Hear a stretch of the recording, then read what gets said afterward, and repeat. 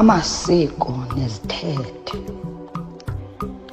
Saba ngabelungu kusininam Mzuzu-Ntuthu. Yizani Dala ngane ndicinga ngqo. Abaxhosa uzama ungichazela uba ungabetha ungawina imfazwe.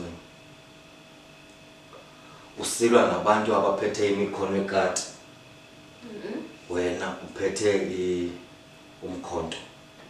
Ndanza ngolusunya nam ndiseKapa, ndisebenza eKapa. Ndizokolusunya awam apha. Ndifuna family responsibility leave 5 days oyinikwayo xa unomntana akho sesibhedlele.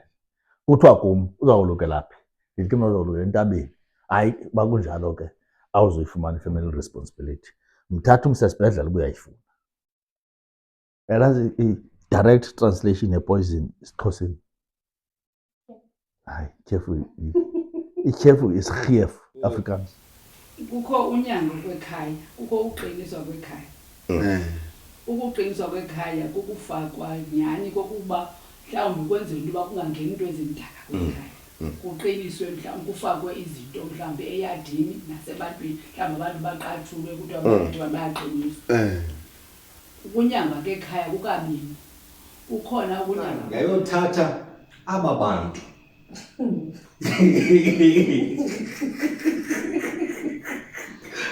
Amagqunu yabe isithi ibuye nawo amagqunu khwebe azawuncedisa kule mfazwe. Bebengamagqunu khwebe. Ngamagqunu khwebe kaloku athiwa ngotshiwo ke ngoku yabo ngamagqunu khwebe. So amagqunu khwebe avele njalo vocabulary enyenye eningenayo. Xa usiya pha uyogalela ukutya pha esiseleni kuthiwa uyadimbela. Yes. Xa uthunywe phaya for uba uyothatha for uba kuzawuphekwa uyadimbaza. Uyathatha ke achaze into yoba okukuze uba utshatile na, utshatile nomntu wakho athi ayanditshatanga, undilobole siyahlalisana. Okay, ke bendikhe ndabuzwa ke ngumntu endicela uba ndize nemvelaphi, size nemvelaphi yamaBhaca. Upha amanyange ekhaya wena. Igqibile tatam. Ngolo hlobo. Usenza ke ngoku ibhokhwe. Mhlambi Lantshayelelo yebhokhwe.